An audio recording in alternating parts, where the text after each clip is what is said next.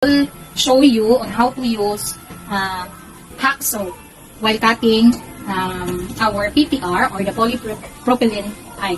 Okay. So before we proceed to our activity or task, safety first, right?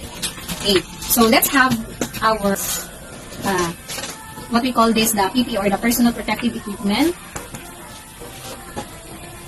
Okay. So aside from hard hat, let's have this hand gloves. Okay. So after this is we need our tools. The main tool is our hacksaw. Aside from this, our pull push rule.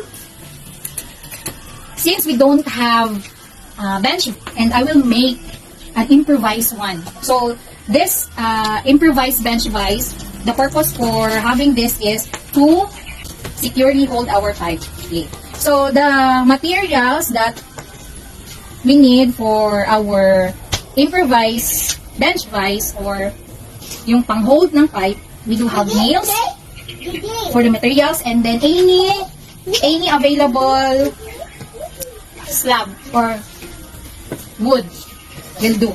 Then afterwards, of course, our tool here is this claw hammer. Okay. How to make this improvised material. First thing is we need to have this nails, right? Okay, then I will show you.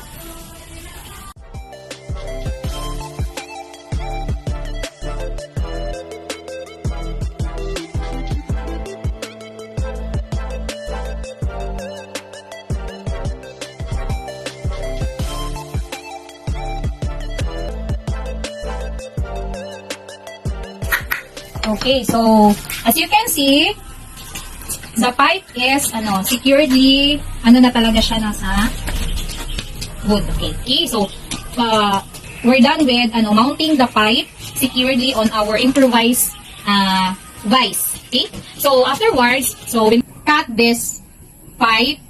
Since this is one of an expensive type of pipe, so I will cut 2 inches only. So let's mark it here.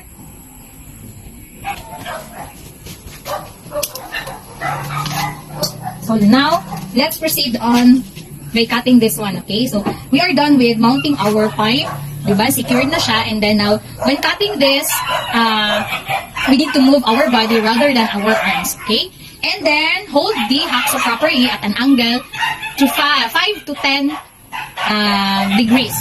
Okay, so since the requirement degree is 5 to 10 degree angle only. Okay.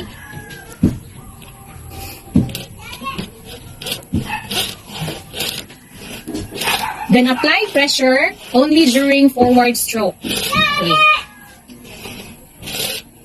Use the entire length of the blade in each cutting stroke. So entire, so meaning tanan. The usual cutting speed is from 40 to 50 stroke per minute. Okay, so 40 to 50, no? So we are about to end the cutting. Okay.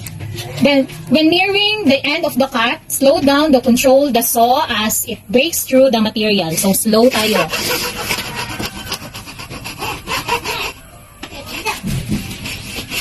Okay, so this is now the